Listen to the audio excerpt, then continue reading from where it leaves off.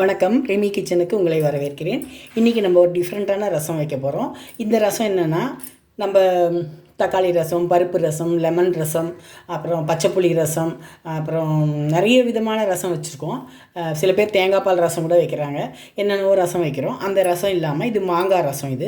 இந்த மாங்காய் வந்து ரொம்ப புளிப்பும் இருக்கக்கூடாது, ரொம்ப இனிப்பாகவும் இருக்கக்கூடாது, நடுத்தரமான மாங்காய். இந்த கிளிமூக்கு மாங்காய் வாங்கினீங்கன்னா ரொம்ப நல்லா கரெக்டாக இருக்கும். பெங்களூர் மாங்காய் சொல்கிறாங்களா, அந்த மாதிரி மாங்காய்னா கரெக்டாக இருக்கும். ரொம்ப புளிப்பும் இருக்கக்கூடாது, ரொம்ப இனிப்பாகவும் இருக்கக்கூடாது. அந்த மாதிரி மாங்காய் எடுத்துங்க. ஒரு ஸ்பூன் மிளகு, ஒரு அரை ஸ்பூன் ஜீரகம். இதை வந்து குறைன்னு கொஞ்சம் அரைச்சிக்கணும். அரைச்சிட்டு இப்படி நம்ம அரைச்சிட்டோம். இந்த அரைச்சதில் வந்து ஒரு 4 பச்சை மிளகா, ஒரு சின்ன துண்டு இஞ்சி, ஒரு 5-6 பல் பூண்டு இதை போட்டுக்கணும். இதை ஃபஸ்ட்டு அரைச்சிட்டு அதுக்கப்புறமா மாங்காய் போடணும். ஃபஸ்ட்டு இதை அரைச்சிப்போம். இப்போ இந்த மாதிரி அரைச்சிட்டேன். எல்லாத்தையும் ஒன்றா போட்டிங்கன்னா நல்லா மசியாக அரையாது. அதுக்காக தான் தனித்தனியாக போடுறது. இந்த ஒரு மாங்காவை இந்த மாதிரி தோல் சீவிட்டு மிக்சியில் போட்டு நல்ல பேஸ்ட்டாகவே அரைச்சிக்கணும். கொஞ்சம் ஓரளவுக்கு நல்லாவே அரைச்சிக்கணும். அதை அரைச்சிடலாம். இந்த ஒரு மாங்காவை அரைச்சிப்போம். மாங்காவை இந்த மாதிரி பேஸ்ட்டு அரைச்சி வச்சிட்டோம். மாங்காய், மிளகு, ஜீரகம், பச்சை மிளகாய், இஞ்சி, பூண்டு. கடாய் சூடாகட்டும். கடாய் சூடாகும்போது ஒரு ஸ்பூன் எண்ணெய் ஊற்றிப்போம். கடாய் சூடாகிடுச்சு. கொஞ்சம் கடுகு, கொஞ்சம் வெந்தயம் போட்டுப்போம். இது நல்லா வெடிக்கட்டும். கடுகு வெடிக்குது. இப்போ கொஞ்சமாக வெங்காயத்தை, சின்ன வெங்காயம் இருந்தால் சின்ன வெங்காயம் போட்டுங்க. சின்ன வெங்காயம் இல்லைன்னா இந்த மாதிரி வெங்காயத்தை, பெரிய வெங்காயத்தை பொடியாக நறுக்கி அதில் போட்டுப்போம். இது கொஞ்சம் வதங்கணும். ரொம்ப வதங்க வேண்டாம், கொஞ்சம் வதங்கினா போதும். அது வதங்கும்போது கொஞ்சம் கருவேப்பிலையும் அதில் போட்டுப்போம். வெந்தயம், கடுகு கூட வெங்காயம், கருவேப்பிலை போட்டு கொஞ்சம் வதக்கிப்போம். கொஞ்சம் வதங்கட்டும். வெங்காயமும் கருவேப்பிலையும் கொஞ்சம் வதங்கிடுச்சு. இப்போ நம்ம மிளகு, ஜீரகம், மாங்காய், இஞ்சி, பூண்டு எல்லாம் அரைச்சி வச்சுருக்க பேஸ்ட்டை போட்டுப்போம். இது ரொம்ப வித்தியாசமான ரசம், எல்லாருக்கும் பிடிக்கும். ட்ரை பண்ணி பாருங்கள்.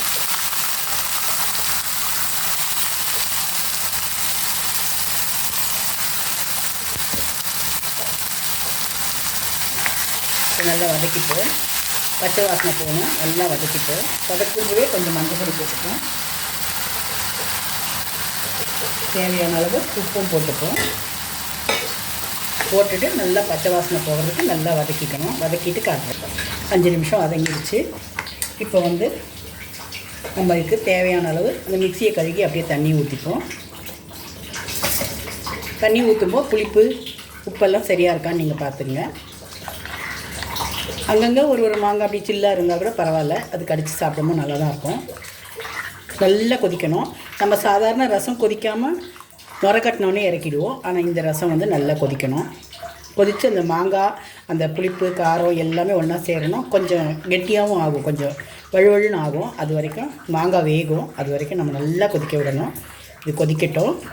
உப்பு காரம் சரியாக இருக்கா பார்த்துப்போம். உப்பு கொஞ்சம் கம்மியாக இருக்குது.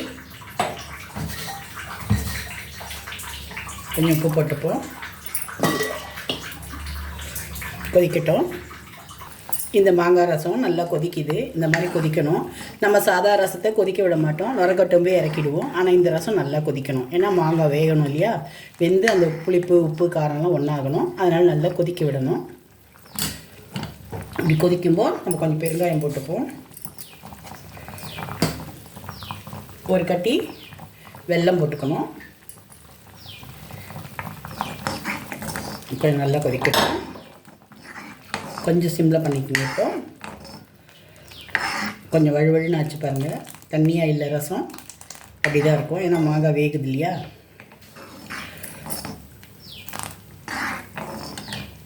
இந்த சமயத்தில் பச்சை வெங்காயத்தை பொடி பொடியாக நறுக்கினேன். ஒரு அரை வெங்காயம் வதக்கினேன். அரை வெங்காயத்தை, பச்சை வெங்காயத்தை அதில் போடணும்.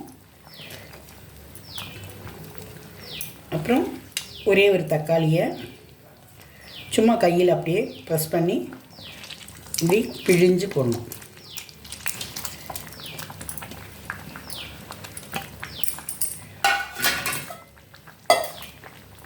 அவ்வளோதான்.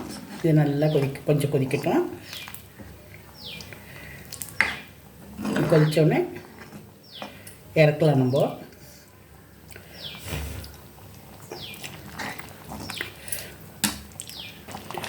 தக்காளி வெங்காயத்தோடு அது இப்படி கொதித்து வரும்போது நம்ம இறக்கிடலாம்.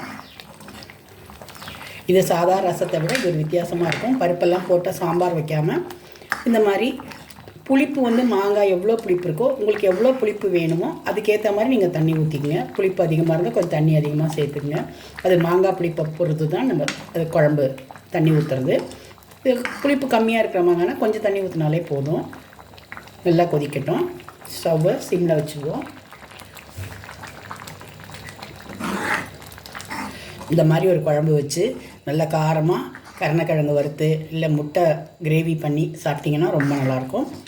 காரசாரமாக செய்துட்டு இந்த குழம்பு வச்சு சாப்பிட்டிங்கன்னா இந்த ரசம் மாங்காய் ரசம் ரொம்ப நல்லாயிருக்கும். நீங்களும் எல்லோரும் ட்ரை பண்ணி பாருங்கள்.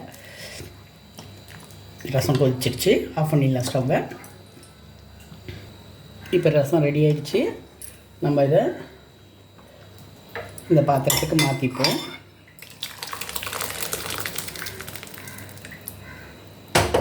ரொம்ப டேஸ்ட்டாக இருக்கும்.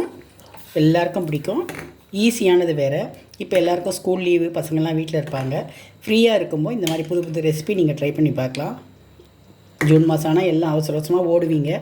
அப்போ சமைக்க ரொம்ப இந்த மாதிரி வித்தியாசமாகலாம் செய்து ட்ரை பண்ணி பார்க்க முடியாது. இப்போ எல்லாம் பசங்க வீட்டில் இருப்பாங்க. இந்த மாதிரி டிஃப்ரெண்ட்டாக செய்து கொடுத்து பாருங்கள். எல்லாருக்கும் ரொம்ப பிடிக்கும். இதுக்கு காரமான பொரியல் ஏதாவது பண்ணி சாப்பிட்டிங்கன்னா ரொம்ப நல்லாயிருக்கும். மாங்காய் ரசம் ட்ரை பண்ணி பாருங்கள். ரெமி கிச்சன் எல்லோரும் சப்ஸ்கிரைப் பண்ணுங்கள், லைக் பண்ணுங்கள், ஷேர் பண்ணுங்கள். தேங்க்யூ.